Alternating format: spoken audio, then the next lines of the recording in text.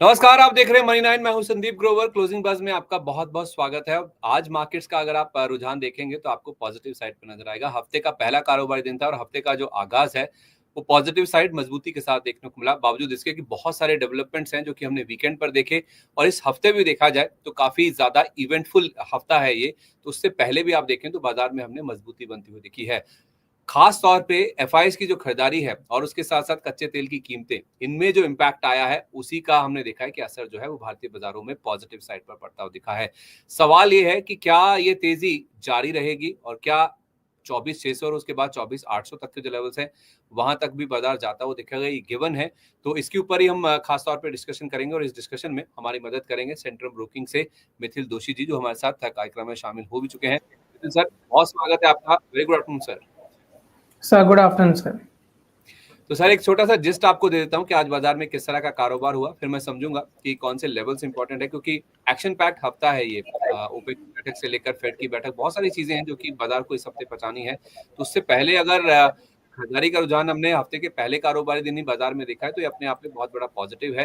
तो एफआईएस की खरीदारी एक पॉजिटिव जो कि 12 दिन से चल रही है, और क्रूड में बड़ी गिरावट जो कि ओपेक की बैठक का फैसला जो कि रॉयटर्स के हवाले से हमने देखा था, उसका इम्पैक्ट हमने बाजार पर पॉजिटिव साइड पर बनता हुआ देखा। और इस तरह से देखा हमने कि निफ्टी में 24,450 का जो लेवल है उसके ऊपर जाकर हम बंद होते हुए दिखे हैं। शुक्रवार की बात करें तो 24,350 के भी नीचे हम सेटल हुए थे, लेकिन आज हम 24,450 का जो लेवल है उसे क्लोजिंग बेसिस के हिसाब से कॉन्कर कर चुके हैं। उसे हम आज के दिन में क्लोजिंग उसके ऊपर दिखा चुके हैं। 24,526 ये हमारा इंटरडे हाई था, वहां से हम 65 पॉइंट जरूर गिरे हैं, लेकिन फिर भी एक की इंपॉर्टेंट लेवल है 24,450 का, जिसके ऊपर हम बंद हुए। तो नेट जो क्लोजिंग हुई उसमें निफ्टी और सेंसेक्स मजबूती के साथ बंद हुए। 300 पॉइंट के आसपास के गेंस हमने सेंसेक्स में देखे और 110 पॉइंट से ज्यादा की बढ़त के साथ आज हमने देखा निफ्टी में क्लोजिंग बनती हुई। देखिए निफ्टी बैंक में जरूर हमने प्रेशर देखा 200 पॉइंट्स के आसपास का, क्योंकि कोटक बैंक का जो नंबर आया था वो डिसअपॉइंटिंग था, तो उसका इंपैक्ट हमने नेगेटिव साइड पर देखा। लेकिन ओवरऑल देखा जाए तो 55,345 फिर भी इंटरडे में निफ्टी ने एक बार हरा निशान देख लिया था। वहां से करीब 430 पॉइंट नीचे फिसलकर बैंक निफ्टी में हमने क्लोजिंग बनती हुई देखी। सपोर्ट आ रहा था एचडीएफसी बैंक से 38 शेयर निफ्टी के आप देखिए हरे निशान में बंद हुए। एचडीएफसी बैंक, आईटीसी, एमएनएम, इनका सपोर्ट था जिस वजह से हमने बाजार में मजबूती बनती हुई देखी। और उसके साथ साथ अदानी ग्रुप के स्टॉक्स आप देखिए, अदानी एंटरप्राइजेस, अदानी पोर्ट्स, ये दोनों ही टॉप गेनर्स में शामिल थे निफ्टी के। ट्रेंड, श्रीराम फाइनेंस और बजाज फिनसर्व, इनमें भी आज हमने मजबूती के साथ ही कारोबार की क्लोजिंग देखी। तो फिर गिरा क्या? कोटक बैंक, जिसके नंबर्स आए, ये निफ्टी का टॉप लूजर था, 4% से ज्यादा गिर गया। जेएसडब्ल्यू स्टील शुक्रवार को भी गिरा था जो सुप्रीम कोर्ट की ओर से इनके भूषण स्टील एंड पावर की बोली रद्द की गई, उसका इम्पैक्ट हमने देखा था। ओएनजीसी, एसबीआई और टाइटन, ये निफ्टी के टॉप लूजर्स में शामिल थे। और बैंकिंग तबके को आप छोड़ दीजिए, चाहे वो पीएसयू बैंक हो चाहे वो प्राइवेट बैंक हो, यही दो इंडेक्स है जो कि लाल निशान में बंद हुए। बाकी तमाम एनएससी के जो सेक्टर इंडेक्स है वो हरे निशान के साथ बंद हुए। ऑटो लीड कर रहा था, फाड़ा के नंबर्स आए थे, उसका इम्पैक्ट था। डिफेंस, तेल gas, tourism, energy, FMCG index, इनमें हमने आज सबसे ज्यादा बढ़त बनती हुई देखी। और एडवांस डिक्लाइन आप देखिए एनएससी का 2000 से ज्यादा शेयर आज हरे निशान के साथ बंद हुए। केवल 865 शेयरों में आज हमने गिरावट बनती हुई देखी। मिड कैप इंडेक्स 0.25% से ज्यादा चढ़कर बंद हुआ। स्मॉल कैप इंडेक्स भी आप देखिए ऑलमोस्ट 1.25% के आसपास की मजबूती के साथ ही आज के सेशन में बंद होता हुआ नजर आया है। तो चीजों का इम्पैक्ट चल रहा है, तो उसमें आरआर काबिल ये 15% स्टॉक उछल गया। नंबर्स बहुत शानदार थे दिन के दौरान, मार्केट आज के दौरान एमएनएम का नंबर आया और नंबर्स के बाद आप देखिए 3.5% की मजबूती लेकर ये स्टॉक भी बंद हुआ। और उसके साथ साथ आप देखेंगे तो कोटक बैंक ये 4.5% गिरा, नंबर्स खराब थे। और सीडीएसएल का मुनाफा 22% गिरा। इंटरडे में शेयर 5% फिसल गया था, लेकिन क्लोजिंग करीब 1.25% के आसपास की गिरावट के साथ हुई। तो ये पूरे बाजार का आज एक जिस्ट आप कह सकते हैं, या फिर एक मोटा मोटी हाईलाइट्स हैं जिसके साथ बाजार बंद होता हुआ दिखा। और आज अदानी ग्रुप के स्टॉक्स भी लाइमलाइट में थे, जबरदस्त एक्शन इन स्टॉक्स में भी बनता हुआ दिखा। इस पर चर्चा करेंगे, लेकिन उससे पहले एक बार बाजार पर बातचीत कर लेते हैं। मित्तल सर, ये जो बाजार में आज हमने क्लोजिंग देखी है, उसमें एफआईएस का तो इम्पैक्ट है ही है, पॉजिटिव साइड पे लगातार वो खरीदारी कर ही रहे हैं, लेकिन ओवरऑल टेक्निकली क्या लेवल्स दिख रहे हैं सर? क्या 24,600, 24,800 इमिनेंट है, आता हुआ नजर आ रहा है? यस सर, देखिए ओवरऑल स्ट्रक्चर वाइज देखा जाए तो साइडवेज टू पॉजिटिव व्यू है। लास्ट 3 दिन से हम देख रहे हैं कहीं ना कहीं कि निफ्टी थोड़ी रेंज बाउंड में फंसती है, बट क्लोजिंग पॉजिटिव देती है, फिर नेक्स्ट डे वापस थोड़ी एक उछाल आती है। फ्राइडे के दिन हमने देखा निफ्टी अच्छे खासे मूव के साथ 24,600 500 को भी पार किया हुआ था, बट सस्टेन नहीं हुआ, थोड़ी प्रॉफिट बुकिंग आई। आज के दिन पे हमने देखी कि गैप अप मूव देखने मिली थी हमें साथ ही साथ में, बट वापस नैरो रेंज के अंदर मूव हुई है। But overall sentiment of course including Reliance की वजह से ओवरऑल व्यू तो अभी भी पॉजिटिव है निफ्टी को लेके। तो फिर क्या मान के चले सर कि 24,600 24,800 आना लाजमी है, दिख ही रहा है चार्ट्स पर? सर यस सर, चार्ट्स पे तो हमें लग रहे हैं वापस एक बार 500 के ऊपर क्लोजिंग आएगा तो हम वापस शॉर्ट कवरिंग मूव ये लेवल्स पे हम देख पाएंगे। अच्छा, 24,500 के ऊपर सेटल होना है या फिर आप क्लोजिंग की वेट कर रहे हैं? क्लोजिंग आएगा तब हम फर्दर पुल बैक और देखेंगे शॉर्ट कवर, क्योंकि इंट्राडे में तो हमने फ्राइडे के दिन पे देख ली थी, तो हमें यही देखना है कि अभी क्लोजिंग आएगा तो ज्यादा बेहतर रहेगा।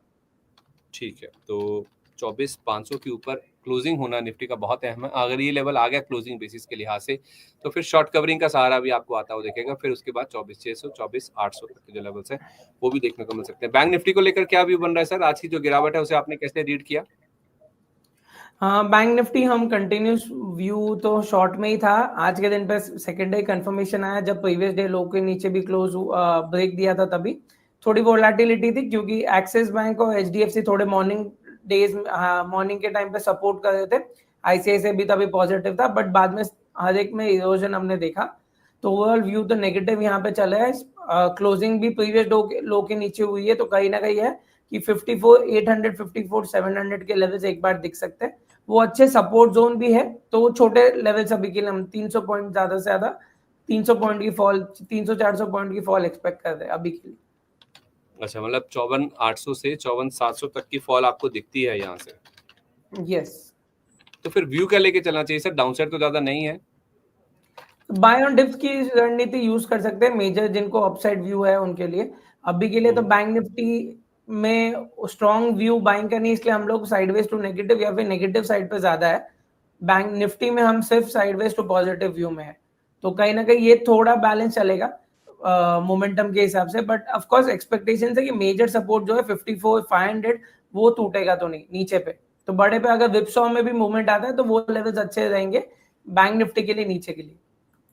तो अगर 54,500 टूट जाता है सर तो फिर कितनी और डाउनसाइड दिखती है निफ्टी बैंक में? तो सर तो फिर तो प्रॉफिट बुकिंग निफ्टी में भी आना स्टार्ट हो जाएगी। तो अभी के लिए तो वैसा व्यू नहीं है, तो हम थोड़ा लेवल वाइज ही खेलेंगे। अच्छा, ठीक है। तो फिर हो सकता है गिरावट बढ़ती हुई दिखे, लेकिन उसकी फिलहाल आशंका दिख नहीं रही है। लेकिन 54,500 बहुत ही अहम सपोर्ट लेवल है जहां तक निफ्टी बैंक की बात है। ये लेवल टूटा फिर चिंता बढ़ती हुई दिखेगी, और निफ्टी बैंक टूटा तो फिर जाहिर सी बात है उसका इम्पैक्ट निफ्टी पे भी आएगा, क्योंकि बैंकिंग स्टॉक्स तो निफ्टी का हिस्सा भी है। तो उस लिहाज से इस लेवल को बचाए रखना बैंक निफ्टी के लिए बहुत ही इंपॉर्टेंट है। फिलहाल के लिए कोई ऐसी दिक्कत या चिंता की बात नहीं है। 54,800 54,700 तक हम जा सकते हैं, लेकिन कोई बड़ी गिरावट आ जाएगी, कोई बड़ी कमजोरी हो जाएगी निफ्टी बैंक में, वो भी फिलहाल के नहीं दिखता है। सर, आप रिलायंस की बात कर रहे थे, रिलायंस का कितना बड़ा हाथ है, कितना बड़ा सपोर्ट है? क्योंकि एचडीएफसी बैंक आज भी टॉप गेनर था, गेनर मतलब कंट्रीब्यूटर था इन टर्म्स ऑफ पॉइंट्स। अगर आप निफ्टी की बात करें तो ये कुछ बड़े बड़े स्टॉक्स हैं जिन्होंने मार्केट को रोक रखा है, बचा रखा है। एचडीएफसी बैंक और रिलायंस को लेकर क्या व्यू बन रहा है? सर दोनों स्टॉक्स में व्यू बुलिश ही है।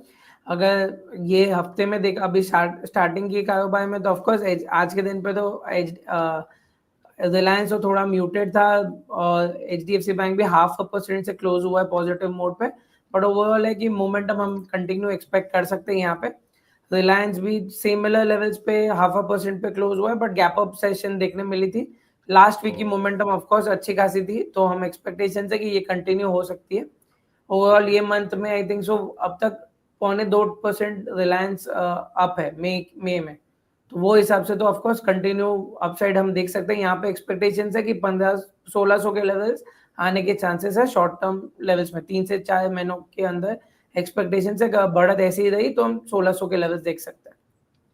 नहीं तो सर, जिन्होंने नीचे ले रखा है, क्योंकि 1114 का लो टच करके आया है स्टॉक और 1431 के आसपास है, तो जिसने 300 पॉइंट के गेंस देखे हैं, 200 पॉइंट के देखे हैं, 250 पॉइंट के देखे हैं, 150 पॉइंट्स के देखे हैं, क्या उनके लिए कोई मुनाफा वसूली की राय नहीं होगी? दोबारा नीचे नहीं मिल सकता? 1400 का यहाँ पे ट्रेलिंग स्टॉप लॉस लेके चल सकते हैं, वहां पे मुनाफा वसूली ऑफकोर्स करनी चाहिए अगर वो लेवल वापस उठता है तो।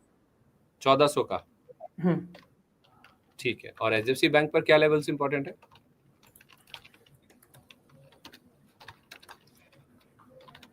एचडीएफसी बैंक के लिए अभी के लिए इमीडिएट लेवल इसका आता है 1920 का, एक अच्छा खासा सपोर्ट है, और मेजर सपोर्ट 1900 रुपए पे। तो बड़े प्लेयर्स 1900 रुपए के लिए वेट कीजिए, ट्रेडर्स के लिए 1920 का लेवल है, जहां पे अगर वो टूटता है तो थोड़ा वापस 20 रुपए और आ सकता है। पर मेजर लेवल 1900 का ही, लॉन्ग टर्म प्लेयर्स 1900 के लेवल के नीचे जाते हैं तो एक बार प्रॉफिट बुकिंग कर सकते हैं। ठीक है, मतलब जब तक उसके ऊपर है कोई ऐसी चिंता की बात नहीं, वो टूट जाए तो फिर मुनाफा वसूली कर लें। जी हाँ, मतलब 1900 के नीचे का स्टॉप लॉस लगा के बने रहे। हाँ 1900 के नीचे का स्टॉप लॉस बना के रखे। क्लोजिंग मिलती है 1900 के नीचे तो एग्जिट करने की नेक्स्ट डे पे या फिर सेम डे पे क्लोजिंग के पहले आती है तो वहां पे राय होगी। ठीक है, परफेक्ट है सर। कुछ स्टॉक्स की बात करें और मैं दर्शकों के सवाल भी साथ साथ लेता चलूंगा जो हमारे साथ जुड़े हैं। चलिए पहले आज एक दो सवाल ही ले लेते हैं, फिर मैं कुछ और स्टॉक्स आपसे डिस्कस करता हूं जिसमें टॉप गेनर्स और लूजर्स की बात है। एक आसिफ पटेल जी का सवाल है सर, वो कह रहे हैं कि मेरे पास 700 रुपए पर टाटा टेक रखे हुए हैं और 700 शेयर है, आई थिंक 920 रुपए का प्राइस है, और फिनोलेक्स केबल्स बीएफएसआई में एसआईपी कर सकते हैं क्या? तो अच्छा ठीक है, 700 रुपए का प्राइस सर इनका टाटा टेक का है, 920 रुपए का फिनोलेक्स केबल्स का है, और फिर तीसरा सवाल पूछ रहे हैं कि बीएफएसआई में एसआईपी कर सकते हैं क्या? 3 सवाल है सर इनके। टाटा टेक जब तक 640 के सपोर्ट के साथ चल रहा है तब तक के लिए इसको होल्ड कर सकते हैं। आज के दिन पे एक अच्छी खासी रिवर्सल बनी है, बुलिश एंगल्फिंग पैटर्न बनी है डेली चार्ट्स पे, तो कहीं ना कहीं होल्ड करना बनता है। 640 का स्टॉप लॉस रख के चल सकते हैं अभी के लिए। अपसाइड पे 680 के ऊपर सेकेंड नेक्स्ट कंफर्मेशन आएगा तो 700 720 के लेवल्स के लिए वापस उनको मिल सकता है, तो पहले उनके बाइंग रेंज आ जाएगी और फिर 720 के ऊपर फिर देखना है कि कैसे ये स्टॉक चलता है। फिन केबल्स पे आते हैं अभी। हाँ, फिन केबल्स ने अच्छा खासा एक रिवर्सल आज के दिन पे दिया। हमने देखा ज्यादातर मिड कैप स्मॉल कैप में अच्छी खासी रैली भी आज के दिन देखी हुई है। मेजर रेजिस्टेंस इसका 1000 के यहाँ पे है, तो अभी के लिए होल्ड कर सकते हैं। 950 के ऊपर फर्दर बुलिश कंफर्मेशन आएगा 1000 के लेवल्स के लिए, और आज का डे लो ही इसका सपोर्ट बनता है। ठीक है, बीएफएसआई में सर क्या ऐसी कोई बातचीत है आपके यहाँ पे आपके क्लाइंट्स को एसआईपी करने की कोई राय दी जा रही है, क्योंकि बीएफएसआई है जो कि बाजार को सबसे ज्यादा सपोर्ट कर रहा है? देखिए सेक्टर वाइज ओवरऑल अच्छा ही लग रहा है हमें, हम कहीं ना कहीं एक्सपेक्ट कर रहे हैं और थोड़ी अपसाइड मूव आ सकती है, बट इंपॉर्टेंट है कि मूव कैसे बनती है। ओवरऑल स्ट्रक्चर वाइज देखा जाए तो एक अच्छी खासी बुलिश फॉर्मेशन में भी है, तो ऑफ कोर्स यहाँ पे एसआईपी कर सकते हैं या फिर अच्छे खासे थोड़ी कभी कोई एक दिन पर डिप मिलती है तो अगर उनको लमसम के लिए जाना है तो वो भी कर सकते हैं, बट ओवरऑल अच्छा लग रहा है बीएफएसआई में काम करने की। ठीक है, सर केफिन टेक का इस पर गौरव अरोड़ा जी का सवाल है, कह रहे 220 शेयर है 1425 रुपए के दाम पर, इनको रिव्यू चाहिए सर, लॉन्ग टर्म होल्डिंग है, कह रहे कि उस पर आपका फीडबैक चाहिए। देखिए ओवरऑल लॉन्ग टर्म के व्यू के हिसाब से तो ऑफ कोर्स ये स्टॉक बुलिश मोड पे है, बट मेजर सपोर्ट इसका वो लेवल के हिसाब से अगर देखा जाए तो 928 930 के लेवल्स आते हैं। अभी के लिए थोड़ी प्रॉफिट बुकिंग की लेवल्स दिख रही है, तो एक बार अगर ये 1080 के नीचे आता है तो एक बार एग्जिट कर लीजिए, फिर वापस नीचे पे सपोर्ट पे री एंटर हो सकते हैं पहला, अगर उनको शॉर्ट टर्म में एग्जिट करना है और उनको ज्यादा वेट नहीं करना है नीचे के लेवल्स के लिए, तो या फिर वो कंटिन्यू होल्ड कर सकते हैं और सपोर्ट के यहाँ से जब रिवर्सल्स आती है तब वापस एक बार ये स्टॉक को रिविजिट कर सकते हैं। ठीक है, आदित्य जी इस बीच कह रहे हैं कि sir Piramal pharma entry level के लिए क्या होगा सही लेवल 1 ईयर के लिए? देखिए अभी के लिए जो हिसाब से पिरामल फार्मा का स्ट्रक्चर है थोड़ा कंसोलिडेशन जोन पे है, स्टॉक जब तक 240 के ऊपर नहीं जाता है तब तक के लिए यहाँ पे कंफर्मेशन कुछ भी नहीं है। नीचे पे सपोर्ट 190 190 का है, तो कहीं ना कहीं बीच में फंसा हुआ स्टॉक है, तो जब तक 240 के ऊपर नहीं निकलता तब तक के लिए यहाँ पे बाइंग मोमेंटम थोड़ी कम लगती है। ठीक है, ओके। मृणाल साहा जी कह रहे हैं कि sir good afternoon, please suggest some stocks in short term view, छोटी अवधि के लिए कुछ ट्रेडिंग आइडिया सर आपसे जानना चाह रहे हैं। देखिए थोड़े स्टॉक्स रेडार पे हमारे हैं ऑलरेडी, उनमें से कुछ शायद से कवर्ड भी होंगे already as a research call, but closing basis पे इटर्नल जोमेटो जो है वो अच्छा खासा मूव दिया हुआ है लास्ट 2-3 दिनों में। एक्सपेक्टेशन है कि 242 243 के ऊपर निकलता है तो एक पुल बैक यहाँ से ब्रेकआउट लेवल देखने मिल सकते हैं 260 280 के लेवल्स के लिए। फिर है दूसरा एक है हमारे पास IRCTC, जो आज के दिन पे एक अच्छा खासा रिवर्सल फॉर्म हुआ है, जहां पे उनका मेजर सपोर्ट 745 था, वहां से ही नेकलाइन सपोर्ट लेते हुए रीटेस्ट किया हुआ राउंडिंग बॉटम पैटर्न को। अपसाइड पे वापस एक्सपेक्टेशन से 780 800 के लेवल्स हाई साइड पे हम यहाँ पे देख पाएंगे 780 से 800 इसमें, और इटर्नल में स्टॉप लॉस क्या होगा सर? सर यहाँ पे क्लोजिंग बेसिस पे अगर 740 के नीचे क्लोज आता है तो एग्जिट करने की राय होगी।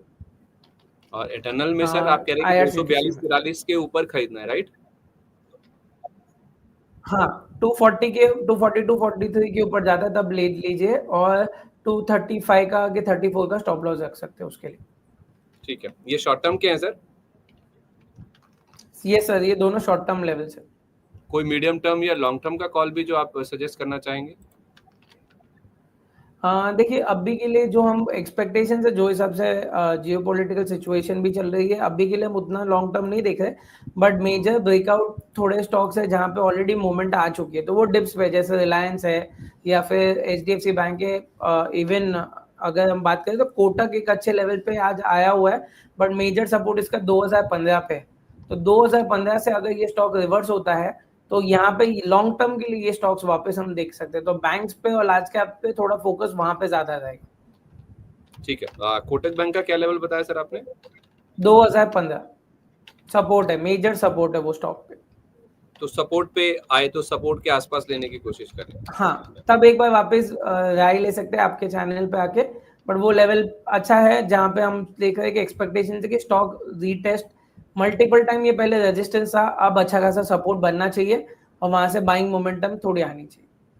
तो HDFC बैंक और RIL पे आप कह रहे हैं कि डिप्स पर लेना है? ये दोनों स्टॉक्स, हाँ, अगर फ्रेश किसी को लॉन्ग टर्म के लिए लेना है तो ये दोनों स्टॉक्स डिप पे देख सकते हैं। HDFC बैंक, कोटक है, एचडी रिलायंस है, ये सारे के सारे मोमेंटम है जो अभी भी हमें एक्सपेक्टेशन है कि लार्ज कैप और चलना बाकी है, तो यही है मेजर लार्ज कैप वाले मोमेंटम जो चलने के स्ट्रॉन्ग मोमेंटम है, तो सर आना इनके होगा तो डिप टारगेट्स, पे लेने के अच्छा। ठीक है सर, इनके टारगेट्स कुछ अगर ये कोई सर, लॉन्ग टर्म लेके चलता है, 1 साल या 1.5 साल या 2 साल के नजरिए से टारगेट्स क्या आप लेके चल रहे हैं?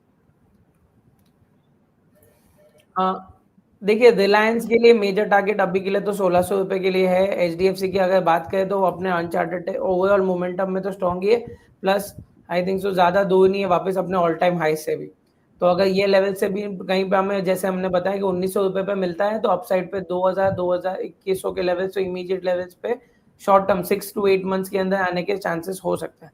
बट साथ ही साथ हमें देखना है कि ओवरऑल लार्ज कैप में और मोमेंटम कैसा है। IT में भी थोड़ी मोमेंटम हमें देखने मिल रही है लास्ट थोड़े दिनों से, तो TCS, विप्रो, ये सारे स्टॉक्स में हम कुछ बाइंग मोमेंटम देख रहे हैं, बट थोड़े लेवल्स आने बाकी है, वो लेवल्स के ऊपर हमें ब्रेकआउट देखने मिल सकता है। ठीक है, कोटक महिंद्रा बैंक सर आपने कहा 2015 के आसपास लेना है, अगर कोई वहां पे लेता है और लॉन्ग टर्म का व्यू रखता है तो क्या होल्डिंग पीरियड होना चाहिए और क्या टारगेट्स होंगे?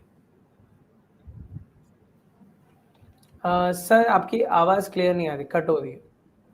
सर मैं कह रहा हूँ कि आप कह रहे हैं कि कोटक महिंद्रा बैंक 2015 के आसपास लेना है, अब आ रही मेरी आवाज सर, क्लियर है? हाँ तो सर क्या व्यू लेके हाँ, अभी चलना है, आवाज क्लियर सर। कितना होल्डिंग पीरियड होना चाहिए और कितना टारगेट को एक्सपेक्ट करें फिर? सर देखिए, कोटक के लिए भी सिम 6 to 8 मंथ्स की ऑब्जेक्टिव के यहाँ से मिनिमम लॉजिक रहेगा। 2015 अगर सपोर्ट लेके रिवर्स होता है तो यही आपके लेवल्स के आसपास के स्टॉप लॉस होने चाहिए।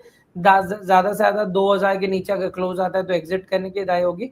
हायर साइड पे वापस इनिशियल लेवल पे जो अभी रिसेंट हाई बनाया हुआ था 2300 लेवल के आसपास का, वो पहला इनिशियल टारगेट रहेगा, और उसके ऊपर निकलता है तो फिर हमें देखने होंगे आगे के प्रोजेक्शन टारगेट्स कैसे बनते हैं। अच्छा ठीक है, तो आप कह रहे हैं कि 2000 का एक स्टॉप लॉस लगा लीजिए और 6 से 8 महीने का समय दीजिए। रिलायंस को आप डिप्स पे बाय कीजिए, HDFC बैंक को खरीदिए डिप्स पर। 1600 का टारगेट रिलायंस के लिए, 2000 2100 का टारगेट HDFC बैंक के लिए, और 2015 के आसपास अगर आपको मिलता है कोटक महिंद्रा बैंक तो आपको 2000 का स्टॉप लॉस रखना होगा। 2300 रुपए तक के जो टारगेट्स हैं वो इस स्टॉक में भी देखने को मिल सकते हैं। तो कुछ गेनर्स की बात करें आज के सेशन में, तो अदानी ग्रुप आज का स्टार परफॉर्मर था। खबरें ऐसी हैं कि गौतम अदानी की टीम ने ट्रम्प के अधिकारियों के साथ मुलाकात की है, सब न्यूज रिपोर्ट्स में खबरें निकल के सामने आई हैं। रिश्वतखोरी का जो मामला चल रहा है इनके खिलाफ, उसको लेकर बातचीत हुई है, और खास तौर पे जो गौतम अदानी के ऊपर आपराधिक आरोप हैं, जो क्रिमिनल चार्जेस हैं, उनको हटाने को लेकर बातचीत हुई है। और ये मीडिया रिपोर्ट बता रही है कि जो बातचीत है वो अच्छी प्रोग्रेस कर रही है, और हो सकता है कि इसका समाधान भी 1 महीने में ही आता हो। देखिए, यानी कि इस मई महीने के अंदर ही शायद ये मामला सुलझता हुआ नजर आ सकता है, और इसी वजह से हमने नीजक रिएक्शन अदानी ग्रुप के शेयरों में आज देखा भी है। आपका क्या व्यू बन रहा है सर अदानी ग्रुप स्टॉक्स को लेकर? ये जो आज आपने मूव देखा है, क्या ये एक अप मूव कैरी फॉरवर्ड होता हुआ नजर आ सकता है? मतलब कोई फ्रेश खरीदारी भी कर सकता है, या जिनके पास है वो मुनाफा वसूली कर लें? देखिए ये आज का दिन तो of course one of days है, हमें आगे के सेशंस देखने होंगे कि ये कैसे मूव करता है। तो इम्पोर्टेंट रहेगा कि आने वाले दिनों में ये हर एक स्टॉक्स कैसे मूव हो, बट इसमें से थोड़े स्टॉक्स है जो अच्छे खासे मोमेंटम लेवल्स पे है और कोई स्टॉक्स हैं तो अच्छा खासा ब्रेकआउट लेवल दिया हुआ है। अदानी पोर्ट्स है उसमें से जिसने प्रॉपर ट्रेंड लाइन ब्रेकआउट दिया हुआ है और अपने मिनिमम करंट रेजिस्टेंस के लेवल से भी ब्रेकआउट दिया हुआ है। तो कहीं ना कहीं अदानी पोर्ट पहला होगा क्योंकि ओवरऑल बिजनेस भी देखा जाए तो उसके फंडामेंटली भी अच्छा है और टेक्निकली भी अच्छा खासा स्ट्रॉन्ग लग रहा है। सेकंड अदानी में ऑफ कोर्स हम अदानी ग्रीन पे मोमेंटम एक्सपेक्ट कर रहे हैं, बट 1,000 रुपए के ऊपर जब तक क्लोजिंग नहीं आती तब तक के लिए medium short term to medium term के लिए अभी के लिए वो थोड़ा वेट एंड वॉच पे रखेंगे। बट ऑफ कोर्स 1,000 रुपए के ऊपर निकलता है तो हम थोड़ी बुलिश रैली देख सकते हैं यहाँ पे 1100 लेवल्स तक के लिए। तो अदानी ग्रुप को अभी भी खरीद सकते हैं? सर खरीद, मैं वही बोला अगले 1-2 दिन और इम्पोर्टेंट रहेंगे, ये ना हो जाए कि वन डे न्यूज के ऊपर स्टॉक के बाद फिर प्रॉफिट बुकिंग आ जाए, तो हमें वो देखना थोड़ा इम्पोर्टेंट रहेगा। अच्छा ठीक है, परफेक्ट है। तो 2 स्टॉक्स पसंद है अदानी ग्रुप में, एक है अदानी पोर्ट्स और दूसरा है अदानी ग्रीन। अदानी ग्रीन को 1,000 रुपए का लेवल पार होने दीजिए, उसके बाद खरीदते हैं तो फिर यहाँ पे पॉजिटिविटी बढ़ती हुई नजर आ सकती है। आज दिन के दौरान सर M&M के नंबर्स आए और M&M के नंबर्स के बाद आप देखिए स्टॉक 3.5% की मजबूती के साथ ऑलमोस्ट डे हाई के आसपास जाकर बंद हुआ। नंबर्स में जो मुनाफा आया 2437 करोड़ का, वो इनलाइन विद एक्सपेक्टेशन है जैसा बाजार मान के चला था, लेकिन ग्रोथ अच्छी थी 22% की, रेवेन्यू भी 24.5% बढ़े, कामकाजी मुनाफा 42% बढ़ा और मार्जिन में भी ऑलमोस्ट 2% के आसपास का जम था। बाजार ने थम्स अप दिया इस नंबर को, आपने कैसे देखा सर? चार्ट्स क्या इंडिकेट कर रहे हैं इसके? हाँ देखिए स्टॉक ने ऑलरेडी अपने राउंडिंग फॉर्मेशन बना के ब्रेकआउट ऑलरेडी दे दिया था जब से ये 2800 के ऊपर था। तो 2800 के ऊपर तो ऑलरेडी ये बुल मोड में था और रिकवरी मोड में भी हमें एक्सपेक्टेशन थी। रिजल्ट ने साथ ही साथ कंफर्मेशन और फर्दर दे दिया कि और ये रैली होने के इसके चांसेस है। मेजर सपोर्ट यहाँ पे वापस आता है 2880 का। अपसाइड पे इनिशियली हम एक्सपेक्ट कर रहे हैं कि अब 3070 और 3150 के लेवल्स आने के चांसेस है शॉर्ट टर्म के लिए।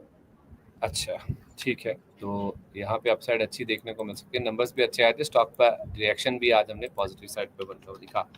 सर एक स्टॉक है BMW इंडस्ट्रीज करके, ये स्टॉक का आई डोंट नो आप ट्रैक करते नहीं होंगे, करते होंगे, बहुत कम बातचीत होती है। आज इस स्टॉक में हमने देखा 20% का सर्किट भी लग गया था, 17% का गेन लेकर ये स्टॉक बंद हुआ और चर्चा में इसलिए आया क्योंकि टाटा स्टील से इस कंपनी को एक ऑर्डर मिला है और ऑर्डर मिला है 1764 करोड़ का और ये ऑर्डर का ड्यूरेशन है 5 साल के आसपास का।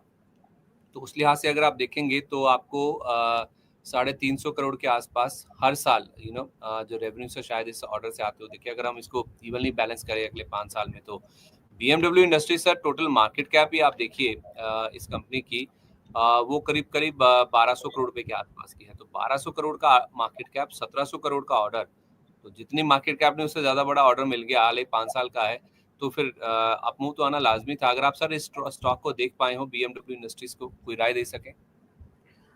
देखिए ये स्टॉक पे एक मेजर रेजिस्टेंस आता है 55-70 के लेवल्स पे। तो वो लेवल्स अभी इनिशियली तो आज के दिन पे तो ऑलमोस्ट हाई 55-28 का था, बट क्लोजिंग उसके ऊपर नहीं आई हुई है। 55-70 के ऊपर अगर निकलता है तो थोड़ी रैली आ सकती है, बट नेक्स्ट इसका कॉशियस लेवल वापस 58-50 पे है जो उसका 200 डे मूविंग एवरेज भी बनता है। तो ज्यादा बड़ी अपसाइड नहीं है और ये स्टॉक ज्यादातर देखा गया है कि पहले वाले मोमेंटम में भी कंसोलिडेशन लंबा चलता है यहाँ पे। अगर हम रिसेंट जब ऊपर पे 80s के लेवल से लेके वापस जब 50 के लेवल्स आए तो ऑलमोस्ट 5-6 बार ये स्टॉक 30 रुपए की रेंज में कंटिन्यूस चला है और वापस नीचे जब ब्रेक हुआ था सेम लेवल्स के हिसाब से 55 से लेके 40 के लेवल्स के बीच में भी अच्छा खासा कंसोलिडेट किया हुआ है। तो ये टाइम कंज्यूमिंग ज्यादा स्टॉक है और हम यहाँ पे देख रहे हैं कि अगर बाइंग भी हो रही है तो ग्रेजुअली हो रही है।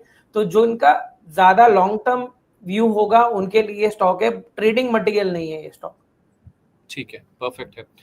इस बीच सर हमने अदानी ग्रुप की बात करी थी, राहुल राय जी का सवाल है, कह रहे हैं कि अदानी स्टॉक्स कल भी बुल रहेगा क्या सर? आई मीन कल भी तेजी रहेगी क्या?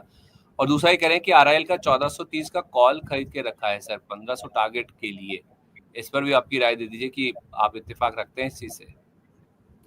देखिए ऑफ कोर्स रिलायंस में कंटिन्यूड एक्सपेक्टेशंस है, बट अभी ऑलरेडी जब एक हफ्ते में स्टॉक ऑलरेडी 7.5% रैली कर चुका है, स्टार्टिंग ऑफ द वीक में ऑलमोस्ट 0.5% रैली है, तो इम्पोर्टेंट रहेगा कि बाकी सब सेंटिमेंट साथ ही साथ कैसे देते हैं। व्यू बुलिश है, बट ऑफ कोर्स थोड़ा कॉशियस रहना चाहिए। At the money I think so आपने एट द मनी की कॉल ले ली है, तो थोड़ी एक्सपेंसिव ली होगी, थोड़ी आउट ऑफ द मनी की ले लेते तो थोड़ी हेल्पफुल हो जाता, छोटा स्टॉप लॉस भी मिल जाता आपको। अदानी के लिए हमें कल के दिन पर का वेट करना है, और plus there is no confirmation from the Adani group also. अभी तक सिर्फ ब्लूमबर्ग पे नोटिफिकेशन आया हुआ था, आई थिंक सो वहां से ये खबर सब बाजू चली है कि जहां पे बैठक हुई है, बट नोटिफिकेशंस कंपनी साइड से नहीं आया, ना यूएस ऑफिस से आया हुआ है। तो थोड़ा अगर वापस कुछ आ गया कि नहीं, ऐसा कुछ मिले ही नहीं है कि बातचीत जस्ट हुई है कि कंक्लूजन कुछ नहीं आता, तब तक के लिए इसके ऊपर तो न्यूज मोमेंटम है, तो उस पे इसलिए मैंने बताया कि इंपॉर्टेंट डेज है अगले थोड़े दिन के लिए। ठीक है, परफेक्ट है। हमारे एक दर्शक हैं सर, कह रहे हैं कि I am new investor, fresh entry level Ambuja cement, JK tyre और आईटीसी होटल्स में लेवल बता दें सर, कहाँ पे फ्रेश एंट्री की जा सकती है? देखिए अंबुजा के लिए इंपॉर्टेंट रहेगा 550 का लेवल ब्रेक करना। एक बार 550 के ऊपर निकलता है तो थोड़ा बुल मोड में ये स्टॉक इनिशियली आ सकता है। आज के दिन पे हमने सीमेंट पैक में कहीं ना कहीं थोड़ी मूवमेंट देखी थी, बट ड्यूरिंग पोस्ट क्लोजिंग आते आते वापस वो मूवमेंट थोड़ी फेड आउट हो गई थी। तो इंपॉर्टेंट रहेगा कि 550 के ऊपर अगर अंबुजा निकलता है तो हम शायद से वापस ये स्टॉक को रिविजिट कर सकते हैं। टायर स्पेस में ऑलरेडी अच्छी खासी मूवमेंट हमने लास्ट मंथ में देखी थी, ये वीक में भी हम कंटिन्यूस मूवमेंट देख रहे हैं। जेके टायर्स पे इंपॉर्टेंट लेवल जो है वो डाउन साइड पे देखा जाए तो 300 का है। 315 के आसपास में अगर मोमेंटम में वापस डिप मिलता है तो एक बाइंग अपॉर्चुनिटी बन सकती है 340 360 के लेवल्स के लिए फॉर शॉर्ट टर्म। और आईटीसी होटल्स की बात करें तो आईटीसी होटल्स में ज्यादा डेटा अवेलेबल नहीं है, बट अच्छा खासा कंसोलिडेशन लेवल है। 203 के ऊपर एक छोटी सी ट्रेंड लाइन ब्रेकआउट आ सकती है जो वापस 210 212 के लेवल्स तक जा सकता है। ठीक है, ओके सर। आज एक स्टॉक था आरआर काबिल, जिसके नंबर्स आए थे, नंबर्स के दम पर आज हमने स्टॉक को 1200 का लेवल भी पार करते हुए देखा। जो क्लोजिंग आई वो 1150 के आसपास, लेकिन 13% की मजबूती के साथ आई है। आज की जो तेजी है सर, और कितनी डिसाइसिव आपको नजर आ रही है, मतलब और कितना कंटिन्यू हो सकती है?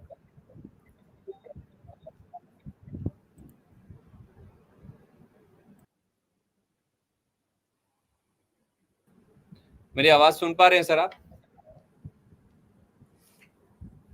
हेलो मित्तल सर, मेरी आवाज आ रही है आप तक? हाँ, बीच में आई थिंक सो आपकी आवाज डिस्कनेक्ट हो गई थी। तो सर मैं देखिए हाँ आरा प्लीज। केबल्स पे अभी के लिए इमीडिएट सपोर्ट आता है 1125 पे। जब तक 1125 सपोर्ट होल्ड है तब तक के लिए शायद से थोड़ी एक पुल बैक रैली और हम देख सकते हैं। यहाँ पे स्टॉक ने अच्छा खासा राउंडिंग बॉटम बनाया था। इवन इसने अपने मेजर फॉल वाले दिन का लेवल्स को गैप के साथ निकाला है। जब भी अल्ट्राटेक ने ये न्यूज निकाली थी कि they are also coming into the cables wires and cables business, तो वो लेवल तो ऑलरेडी पार हो चुका है, ये अपने प्रीवियस लेवल के आसपास के जोन में आ चुका है। तो कहीं ना कहीं पॉजिटिव मूव हमें दिख रहा है। परसेंटेज शेयर देखा जाए तो केबल्स के अंदर इसमें इतना बड़ा परसेंटेज नहीं है, बट ओवरऑल अच्छा लग रहा है ये स्टॉक टेक्निकली। अपसाइड 1320 के लेवल्स तक हम एक्सपेक्ट कर रहे हैं अगर ये नीचे के लेवल सस्टेन करता है तो।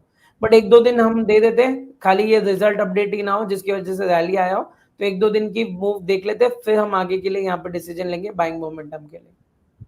ठीक है, नंबर्स के दम पर ही, यानी कि नतीजों के दम पर ही मैरिको के शेयर में भी आज 4% से ज्यादा की मजबूती के साथ क्लोजिंग हुई। हालांकि एक समय स्टॉक 6% से ज्यादा भी ऊपर था। नंबर सच में बहुत अच्छे हैं, क्योंकि मुनाफा बढ़ा, रेवेन्यू बढ़े, EBITDA बढ़ा, मार्जिन में भी हमने देखा थोड़ा प्रेशर जरूर था, लेकिन वॉल्यूम ग्रोथ ये सबसे प्रॉमिसिंग चीज थी। 7% की, 5 से 6% का अनुमान था जो बाजार मान के चल रहा था। लेकिन इस तरह के माहौल में 7% की वॉल्यूम ग्रोथ रिपोर्ट करना मैरिको जैसी कंपनी के लिए, इससे बाजार काफी उत्साहित होता हुआ दिखा है। चार्ट्स में और कितना उत्साह आ सकता है सर? देखिए स्टॉक ने ऑलरेडी एक अपने रेक्टेंगल फॉर्मेशन के ऊपर ब्रेकआउट दे चुका है ऑलरेडी। 720 का वो लेवल था लास्ट आई थिंक सो 2 हफ्ते का हाईस को टेकआउट किया हुआ है, तो कहीं ना कहीं बुलिश मोमेंटम एक्सपेक्टेड है। यहाँ से हम एक्सपेक्ट कर रहे हैं कि ये स्टॉक और रैली कर सकता है। तो ऑफकोर्स एक बार उसने अपने इंट्राडे हाई में 730 के लेवल्स 35 के लेवल्स को टच किया, तो जो उसका I think all time high levels भी है। आई थिंक एग्जैक्ट लेवल अगर देखने जाओ तो 736 का है। तो वो लेवल्स ऑफ कोर्स इनिशियली और 10 रुपए अपसाइड तो होगी, बट जो हिसाब से करंट रैली आई थी 640 से लेके 720 की, वो एक रेक्टेंगल के साथ साथ बुलिश फ्लैग पैटर्न भी हमें लग रहा है। तो वो हिसाब से देखा जाए तो अपसाइड टारगेट यहाँ पे 780 790 के लेवल्स आ सकते हैं। 780 790 तक के, और 800 820 850 तक के जो लेवल्स हैं वो ब्रोकर्स की रिपोर्ट में भी आए हैं। ब्रोकर्स का भरोसा भी बढ़ता हुआ देखा, स्टॉक को इन्होंने अपग्रेड किया है टारगेट प्राइस वाइज, तो उसी का इम्पैक्ट हमने पॉजिटिव साइड पर बनता हुआ देखा भी। 780 790 तक के जोन्स मिथिल सर कह रहे हैं कि स्टॉक में देखने को मिल सकते हैं। अच्छा सर, 2 गुना हुआ है मुनाफा कैप्री ग्लोबल का, मार्केट आज के दौरान ही नंबर्स आए, रेवेन्यू भी ऑलमोस्ट 50% के आसपास ग्रो किया है, स्टॉक 3.5% की मजबूती लेकर बंद हुआ। अच्छी बात चार्ट्स पे नजर आ रही है, वो कितनी अच्छी है वो आप बताइएगा। 151 रुपए का इसका रिसेंट लो था जो कि 52 वीक लो इसने टच किया था, और वहां से ज्यादा स्टॉक दूर है नहीं। तो 240 का जो ऑल टाइम हाई है उससे तो स्टॉक काफी नीचे ट्रेड कर रहा है, क्या अच्छा मौका है स्टॉक में एंटर करने का? देखिए ये स्टॉक में हमने ना बहुत बार स्पाइक मोमेंट्स अच्छे खासे देखे हुए हैं, जहाँ पे ये स्टॉक ऑलरेडी 10-10 20% स्टॉक रैली कर चुका है और इंट्राडे में वापस कहीं ना कहीं थोड़ा इरोजन देखा हुआ है। तो इम्पोर्टेंट रहेगा कि स्टेबल स्टॉक प्राइस मूवमेंट थोड़ा आएगा तो हमें कंफर्मेशन मिल सकती है। मेजर ब्रेकआउट जोन अभी के लिए 180 का लेवल है, 180 के ऊपर निकलता है तो 190 200 के लेवल्स देख सकते हैं। ये लेवल पे इसका 200 डे मूविंग एवरेज भी आता है जो कोइंसाइड होता है, तो वो इम्पोर्टेंट है क्योंकि इस पर 200 डे मूविंग एवरेज बहुत बेहतर तरीके से चला हुआ है। तो अगर 190 के ऊपर क्लोजिंग भी आती है थोड़े दिनों के लिए रेगुलरली, तो ये अच्छा बुलिश कंफर्मेशन आ सकता है। और ठीक है, 190 अगर पार हो गया, उसके ऊपर क्लोजिंग हो गई, तो क्या टारगेट आप देखते हैं? 220? फिर हम ऑफकोर्स 210 220 के लेवल्स देखेंगे। बट ये स्टॉक के ओवरऑल अगर आप भी चार्ट्स अगर जो भी देखते हैं वो मोमेंटम देखें तो देखिए स्टैगर्ड मोमेंटम के साथ साथ चलता है ये स्टॉक, इसलिए हमने छोटे छोटे लेवल्स दिए हुए हैं। ठीक है, और स्टॉप लॉस क्या रखें सर 190 के ऊपर जाए तो? देखिए 190 के ऊपर अगर निकलता है तो 180 इसका स्टॉप लॉस देख सकता है, या फिर उसका इमीडिएट बेसिस पे धीरे धीरे जैसे जैसे 200 डे मूविंग एवरेज का लेवल बनता जाएगा वो उसका मेजर सपोर्ट बन सकता है। अच्छा, ठीक है, परफेक्ट है। सर, कुछ लूजर्स की बात करें तो एक बार मैं स्टार्टिंग कोटक महिंद्रा बैंक से करना चाहूँगा, क्योंकि नंबर्स इनके खराब आए हैं और मुनाफा गिरा 14%, और उससे ज़्यादा गिरा जितना बाजार मान के चल रहा था। एनआई में भी 4% की ग्रोथ थी, उतनी नहीं बढ़ी जितना बाजार मान के चल रहा था। ग्रॉस नेट एनपीए नीचे आए, वो ज़्यादातर बैंकों में हम देख रहे हैं, लेकिन आप कह रहे हैं कि 2015 के आसपास मिले तो खरीदारी करनी चाहिए। जिनके पास रखा है उनको क्या करना चाहिए? देखिए जिन्होंने ऑलरेडी हाई लेवल्स पे अगर बाय किया हुआ है तो यही लेवल आपका स्टॉप लॉस लेवल भी बनता है, क्योंकि वो मेजर मेक और ब्रेक लेवल बनता है अभी के हिसाब से। तो ऑफ कोर्स यहाँ पे एक्सपेक्टेशंस है कि बीइंग जो बैंक सबसे ज्यादा अंडर परफॉर्मेंस मोमेंटम में था बहुत टाइम के लिए, और ये स्टॉक ने अभी लास्ट थोड़े टाइम मंथ्स में ही अच्छी खासी पकड़ चली है, तो कहीं ना कहीं ऑफ कोर्स रिजल्ट का इम्पैक्ट आया हुआ है, बट ओवरऑल देखा जाए तो ट्रेंड ओवरऑल बुलिश ही है। अगर और जो 2 से 5 साल के लिए व्यू के लिए रखते हैं तो उनके लिए मेजर लेवल 1750 का बनता है, और अभी के लिए 2015 के नीचे अगर एक बार एग्जिट कर लीजिए, वापस नीचे लोअर लेवल्स पे अगर मिलता है तो ये लेवल्स अच्छे हो सकते हैं हायर साइड के लिए। बट जो हिसाब से स्ट्रक्चर है वो हिसाब से बड़े स्ट्रक्चर देखा जाए वीकली मंथली पे तो चार्ट्स तो बहुत अच्छे दिख रहे हैं यहाँ पे। अच्छा, ठीक है, तो लॉन्ग टर्म का व्यू है तो चार्ट्स अच्छे नजर आ रहे हैं जहाँ तक कोटक महिंद्रा बैंक की बात है। आज सुबह सर कॉनकॉर्ड बायोटेक, इसके हमने आपको खबर बताई हुई थी, स्टॉक 4.5% नीचे बंद हुआ है, ऑलमोस्ट डे लो के आसपास जाकर। इनकी डोलका में स्थित एक एपीआई इकाई है जिसको फॉर्म 43 मिला है यूएसएफडी से। 4 ऑब्जर्वेशन के साथ ये फॉर्म 43 दिया गया है, और 28 अप्रैल से 2 मई के बीच में इस इकाई की जांच हुई है, जिसके बाद नतीजा जो है वो कंपनी के फेवर में नहीं आता हुआ दिखा, और यही कारण है कि स्टॉक में भी हमने देखा है इन्वेस्टर्स के फेवर में नहीं है स्टॉक बढ़ता हुआ दिखा, गिरता हुआ दिखा है 4% के आसपास। सर इसमें और कितनी डाउनसाइड है, क्या इसको भी डिप्स में एक्यूमुलेट किया जा सकता है? सर ये स्टॉक पे अभी के लिए तो बाइंग मोमेंटम नहीं दिख रही, जो हिसाब से रीसेंट फॉल भी आया हुआ है 1750 से लेके अब तक में, तो कहीं ना कहीं फॉल इम्पल्सिव है, रेक्टेंगल फॉर्मेशन का ब्रेकडाउन भी है, और इसने जब से वो आई थिंक सो न्यूज थी, जब से वो स्टॉक गिरा था जिस दिन पे आई थिंक 13 फरवरी को, उस दिन से वो दिन के हाईस को भी एक बार भी रिटेस्ट नहीं हुआ है वो।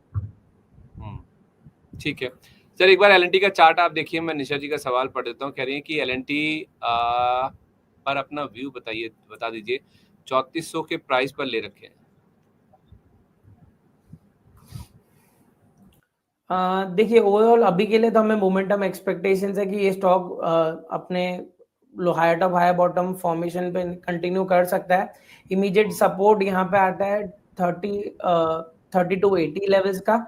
अपसाइड पे ऑफ कोर्स 3400 एक हर्डल पॉइंट भी है, तो 3400 के ऊपर निकलता है तो 3550 3600 के लेवल्स एक्सपेक्ट कर सकते हैं। तो बने रहिए अपने लेवल्स पे। ऑलरेडी आपने एक डाउन साइड की मूव देख चुके हैं, तो आई डोंट थिंक सो इतना इशू होगा। नया लेवल आपका ट्रेलिंग स्टॉप लॉस बनता है अभी के लिए 3280 का। 3280 ये आपका Yes. स्टॉप लॉस होना चाहिए जहां तक एल&टी की बात है। सर एक और दिग्गज को लेकर सवाल आया है, हमारे दर्शक हैं आरपीएस के नाम से, इनकी आईडी कह रहे हैं कि एशियन पेंट्स पे व्यू बता दीजिए 10 या 15 दिन का, छोटी बहुत ही छोटी अवधि के लिए पूछ रहे हैं। देखिए जो हिसाब से क्रूड में हम गिरावट देखें तो कहीं ना कहीं ऑफ कोर्स ये उनके लिए बुलिशनेस है, बट ऑफ कोर्स अभी ज्यादा दूर नहीं है कि जहां पे हम मॉनसून सीजन में एंटर ना हो। तो कहीं ना कहीं हमें ये भी देखना है कि क्रूड के साथ साथ पे इसके अभी के नंबर्स कैसे मोमेंटम कैसी आती है और स्टॉक्स में ऊपर के लेवल्स पे कैसे बढ़त होती है। तो एशियन पेंट्स पे इमीडिएट लेवल्स पे जो रिसेंट हाई बना हुआ है तो 2500 का, अगर वो निकलता है तो हम थोड़ी पुल बैक रैली देख सकते हैं 2600 2650 के लिए। ठीक है। इस बीच सर रीटा बिंद्रा जी का सवाल है, कह रही है कि can you tell me the levels Adani solutions and Adani green energy it can go to, please tell the stop loss and target for both the stocks.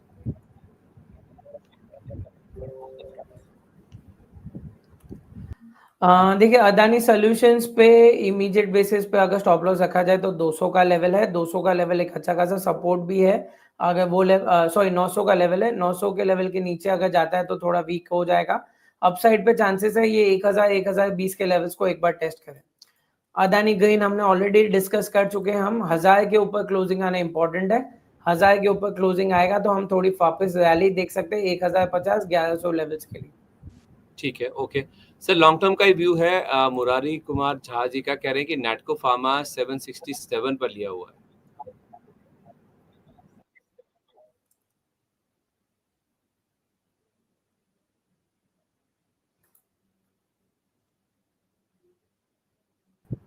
मेरी आवाज आ रही सर आपको? हाँ, तो सर ओवरऑल देखा जाए तो अभी के लिए तो प्रॉफिट में है अपने लेवल से 100 रुपया, ऑलमोस्ट 90 पॉइंट्स उनके प्रॉफिट जोन में है। इंपॉर्टेंट रहेगा वापस ये 900 के ऊपर रिक्लेम करे। अगर 900 के ऊपर रिक्लेम करता है तो 950 970 के लेवल्स देखने मिल सकते हैं। अच्छा ठीक है सर। एक ना अल्कार्गो लॉजिस्टिक्स, अगर आप इसको भी ट्रैक करते हो तो हमारे दर्शक हैं संजय कुमार धीर जी, कह रहे हैं कि आप सभी को नमस्कार सर, अल्कार्गो लॉजिस्टिक्स 38 रुपये 65 पैसे पर लिए हैं सर, आपकी सलाह कितने समय में अपने टारगेट पर ही निकल सकता हूँ? देखिए यहाँ पे अभी टैरिफ अब तक जब तक पॉज्ड है तब तक के लिए ठीक है, बट लॉजिस्टिक बिजनेस पे कहीं ना कहीं थोड़ा इफेक्ट होगा। हमें ये और ये स्टॉक ऑलमोस्ट अपने ऑल टाइम लो 52 वीक लोज के यहाँ पे चल रहा है अभी के लिए अगर देखा जाए तो और ईयर वाइज देखा जाए तो अपने ये प्रीवियस ईयर के नीचे भी ट्रेड हो रहा है। तो ऑलमोस्ट ये साल stock almost 40% I think so correct हुआ है कंटिन्यूस बेसिस पे।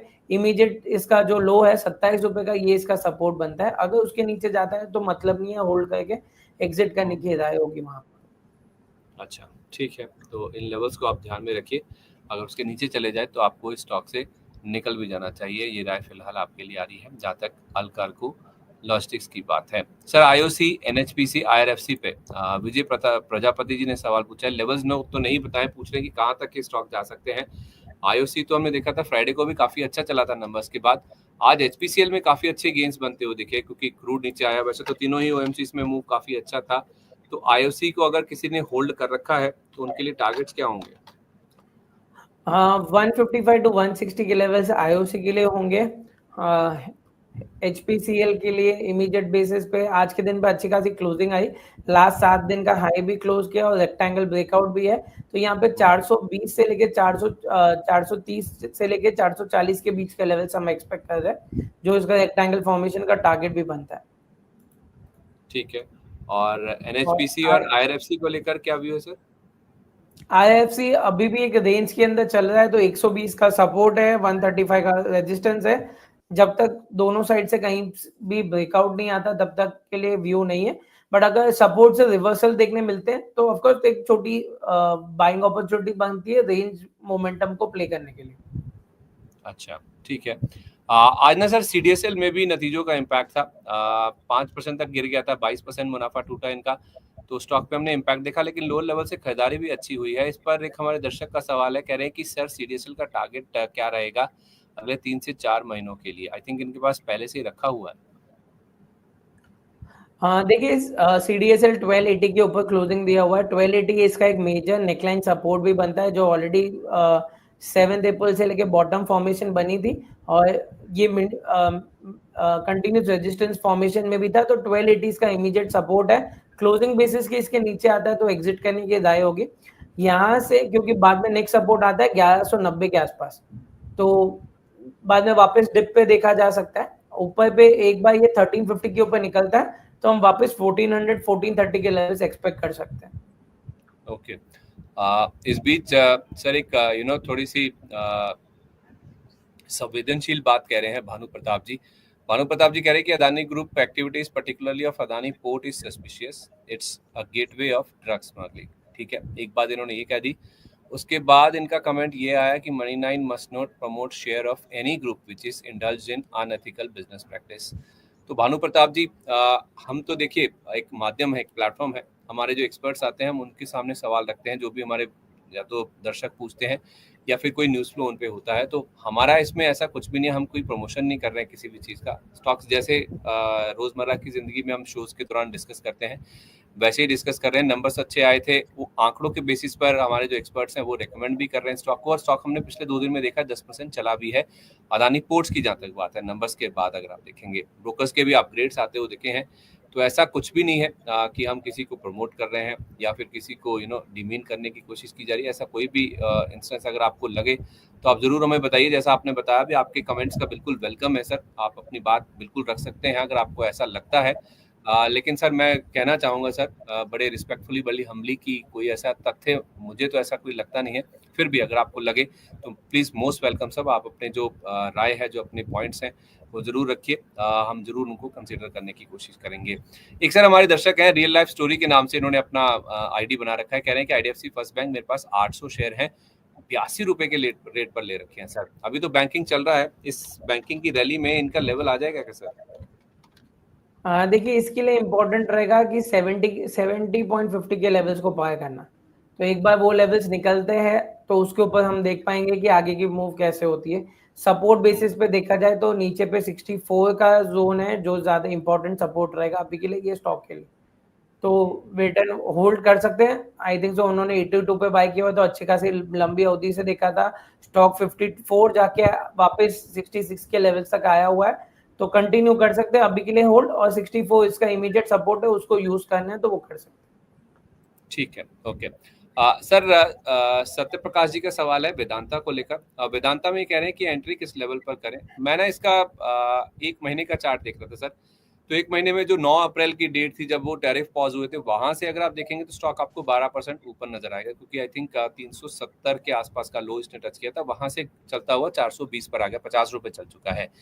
लेकिन दूसरी तरफ आप 6 महीने का चार्ट देखिए तो आपको स्टॉक 10 से 11% नीचे नजर आएगा 6 महीने पहले के लेवल से, और जो रिसेंट हाई इसने लगाया था दिसंबर में कभी 525-26 के आसपास का, वहां से तो ये स्टॉक आपको ऑलमोस्ट 100 रुपए नीचे दिख रहा है, यानी कि 20% से ज्यादा का फॉल है। तो सर वेदांता में पहली बात तो ये बताइए कि क्या ये एंट्री करने का सही समय है? एक रेंज में चल रहा है ये शेयर, डीमर्जर एक बड़ा इनके लिए एक ट्रिगर है जिसको बाजार बहुत कीनली अवेट कर रहा है। क्या इन लेवल्स पे आप एंट्री करने की सलाह देंगे, या अगर सलाह है तो फिर किस लेवल पर? हमारे दर्शक पूछ रहे हैं कि एंट्री लेवल क्या अच्छा है इसका। देखिए मेजरली देखा जाए तो मेजर डेज डिप के सिवाय पे यहाँ पे इसने हमने देखा है कि ये ऑलमोस्ट अपने 390 के लेवल को कंटिन्यूसली उसके ऊपर ही ट्रेड कर रहा है, और 390 का लेवल इसका ऑलरेडी पहले का रेजिस्टेंस जोन था जो उसकी बहुत टाइम के बाद ये ओवरऑल लास्ट इतने आई थिंक सो महीनों से ये स्टॉक ये लेवल के ऊपर चल रहा है। आई थिंक सो 31 मई 2024 से लेके अब तक में ये कंटिन्यूस अपने वो लेवल के ऊपर ही ट्रेड करता जा रहा है, तो इम्पोर्टेंट है कि डिप्स पे ये स्टॉक को कंसिडर किया जा सकता है। अभी के लिए ऑलमोस्ट 30 रुपया वो लेवल से ऊपर पे है, पर डिप मिलता है इंट्राडे में कि कभी 400 रुपए के आसपास पे भी, तो लेने अच्छा रहेगा छोटे स्टॉप लॉस के साथ। अपसाइड पे ये रेंज को प्ले करना इंपॉर्टेंट रहेगा। एज ए टेक्निकल मैं आपको बोलूं तो अच्छा है, रेंज है 60 पॉइंट 70 पॉइंट की रेंज है, तो 400 पे लेना है, 450 60 70 के बीच में बेचना है, और वापस रिवर्सल्स को जाती है तो वापस नीचे के लेवल्स पे वापस बाइंग अपॉर्चुनिटी बनती है। तो डीमर्जर और ये सब जब तक डेट्स कंफर्म नहीं आती तब तक के लिए रेंज प्ले करना अच्छा रहेगा, सेफ बेट है, ज्यादा रिस्की भी नहीं रहेगा उसमें। ठीक है, परफेक्ट है सर। कोल इंडिया को लेकर आपका क्या व्यू बन रहा है? हमारे दर्शक हैं दिलीप जी, वो कह रहे हैं कि कोल इंडिया का जून का 400 का कॉल 18 में लिया था, बट अभी 12 के आसपास है, तो अभी क्या करूं? लॉस बुक करूं या फिर वेट करूं? देखिए टेक्निकल चार्ट वाइज पे कैश स्टॉक्स पे 380 का मेजर सपोर्ट है, जो अभी 5 रुपया दूर ही है। अगर ये वो लेवल को ब्रेक करता है तो कॉल एग्जिट करने की राय होगी वहां पे, क्योंकि 400 का एक तो पहला मेजर रेजिस्टेंस जोन है, वो जब तक ब्रेक नहीं करेगा तब तक वहां पे वो मोमेंटम नहीं मिलेगी। तो अगर नीचे आता है तो एग्जिट करने की राय होगी, या फिर थोड़ा ऊपर वापस मिलता है तो कॉल की स्ट्राइक चेंज कर लेंगे तो बेहतर रहेगा, वो थोड़ी मोमेंटम में हेल्पफुल हो जाएगी तभी। आई थिंक सो उन्होंने जब लिया होगा तब, या फिर वो 400 के आसपास ही चल रहा होगा, एट द मनी कॉल ले ली होगी। तो एट द मनी हमेशा कभी कभी एक्सपेंसिव मिल जाती है स्टार्टिंग ऑफ द मंथ में जब लेते हो तब। तो इंपॉर्टेंट होता है कि आपको देखना है कि एट द मनी इंपॉर्टेंट है कि वो लेवल्स के ऊपर क्लोजिंग कैसे आता है, कि बिहेव कैसे करता है, तो आउट ऑफ द मनी की कॉल लेनी चाहिए कि नहीं। ठीक है सर। विशाल जैन जी का सवाल है, कह रहे हैं कि मैंने इरकॉन और इरडा 222 रुपए पर लिए हैं 1 साल के व्यू के साथ, अब मुझे करना क्या चाहिए? देखिए रिकॉन पे 171 का एक लेवल है, वो जब वो अगर ब्रेक होता है तो बुलिश कंफर्मेशन आएगा, वहां से फर्दर स्टॉक रैली कर सकता है 190 200 लेवल्स के लिए। बॉटम फॉर्मेशन बनता हुआ दिख रहा है, पर हम प्रीएम्प्ट नहीं करेंगे, इसलिए मैंने बताया कि 170 के ऊपर क्लोजिंग आती है तो बुलिश मोमेंटम देख सकते हैं। ठीक है। और एडा की बात करें तो हाँ हाँ प्लीज सर। एडा पे 180 के लेवल्स को ब्रेक करना इंपॉर्टेंट है, 180 के ऊपर ये स्टॉक 200 205 के लेवल्स हम एक्सपेक्ट कर सकते हैं। अच्छा ठीक है। निशा जी का सवाल है सर, विशाल मेगामार्ट को लेकर, कह रही हैं कि 10% का प्रॉफिट हो रहा है, क्या मुझे बुक कर लेना चाहिए या फिर वेट करूं? क्योंकि नंबर्स अच्छे आए थे, नंबर्स के बाद 10% का सर्किट भी लगा था पिछले हफ्ते, आज फिर से 2% का अप मूव है, 124 के आसपास है, तो 14 रुपए पर शेयर के आसपास का इनको मुनाफा हो रहा है ऑलमोस्ट। अगर 110 के आसपास की इनकी बाइंग है, 10% हालांकि इन्होंने लिखा है, तो क्या 10% का प्रॉफिट मिल रहा है, ले लेना चाहिए सर? देखिए आज के दिन पे अच्छे खासे पर्टिकुलर मोमेंटम हमारे रेडार पे भी ये स्टॉक था। हमारी एक्सपेक्टेशन थी अगर वापस डिप मिलता है 114 या फिर 15 के लेवल्स के आसपास पे, तो मोमेंटम में ये बाइंग अपॉर्चुनिटी बनता है, बट ये स्टॉक ने आई थिंक 116.50 के आसपास से रिवर्सल ले लिया था। तो but over stock trend bullish mode पे लग रहा है, हम एक्सपेक्ट कर रहे हैं 130 140 के लेवल्स यहाँ पे। तो इनिशियली अगर 120 के नीचे पे क्लोजिंग आ रही होगी तो एक बार प्रॉफिट बुक करना इंपॉर्टेंट हो जाएगा, क्योंकि ऑलरेडी वो प्रॉफिट राइड कर रही है, तो थोड़ा पार्शियल प्रॉफिट वहां पे बुक कर सकती है, बाकी के कंटिन्यू कर सकती है। मेजर सपोर्ट इसका 112 की तरफ है, तो वो एक इंपॉर्टेंट लेवल हो जाएगा कि अगर उसके नीचे वापस जाता है तो ट्रेंड खराब हो सकता है। बट जो हिसाब से मोमेंटम हम देख रहे हैं, हम एक्सपेक्ट कर रहे हैं कि बुलिश मोड पे रहने के स्ट्रॉन्ग चांसेस लगते हैं। ठीक है, परफेक्ट है। इस बीच सर, अब अगर हम बाजार की बात करें, जो आने वाले 4 दिन बचे हैं इस हफ्ते में, उसमें एक तो ओपेक बैठक का फैसला आना था, जो कि पहले ही आ चुका है, उसका औपचारिक ऐलान आने का वेट है। दूसरा सर, कल से फेड की बैठक की शुरुआत हो रही है, ये 2 दिवसीय बैठक है, हालांकि इसमें कुछ ज्यादा एंटिसिपेटेड नहीं है कि इस बार कोई बड़ा फैसला आता हो दिखेगा ब्याज दरों में बदलाव को लेकर, लेकिन कमेंट्री जो होगी पॉवेल साहब की, वो बहुत ही इंपॉर्टेंट रहने वाली है कि क्या बोलते हैं वो इकोनॉमी की स्थिति को लेकर। और उसके साथ साथ सर, कल एथर एनर्जी की लिस्टिंग भी होनी है, तो कुछ बड़े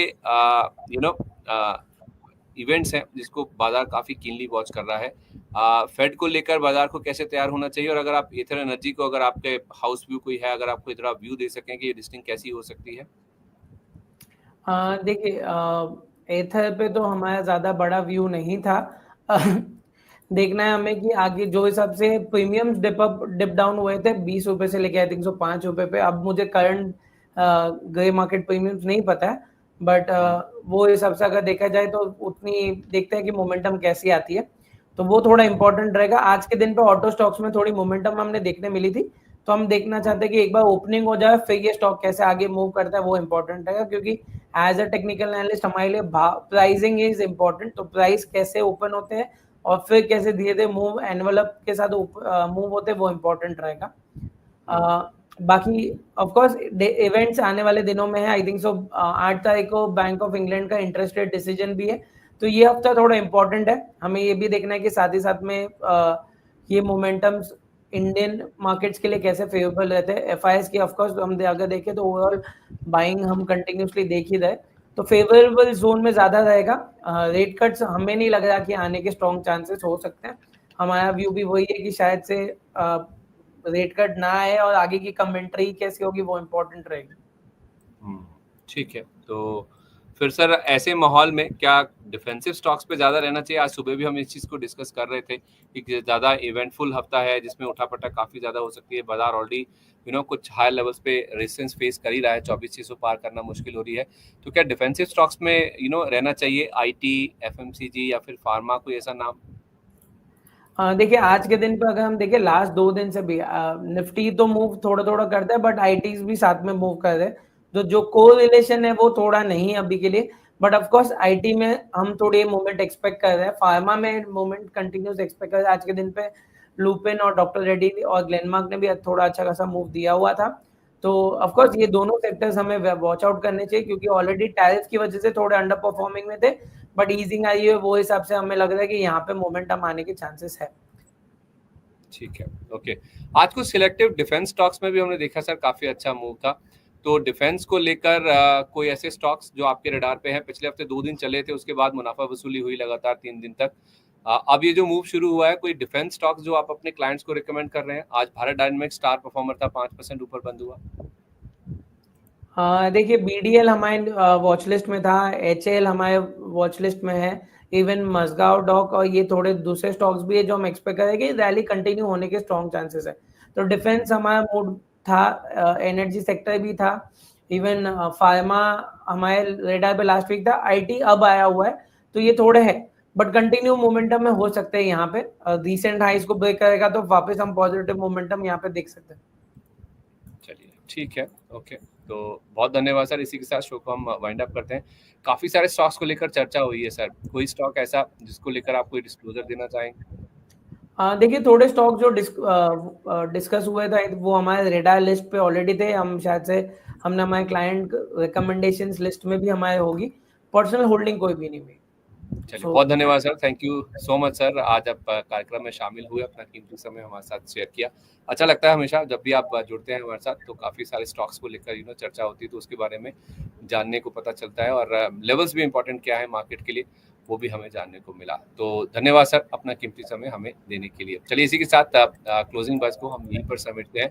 कल सुबह 8:30 बजे आपसे मुलाकात होगी, सारे आंकड़ों के साथ, जो रिजल्ट्स आ रहे हैं इंपॉर्टेंट, उनको लेकर क्या अपडेट्स आते हैं, और उसके साथ साथ एफआईएस के नंबर्स किस तरह के आते हैं उनके ऊपर भी चर्चा होगी, और खास तौर पे फेड के फैसले को लेकर क्या एक्सपेक्टेशंस बन रही है, ये भी डेटा आपके सामने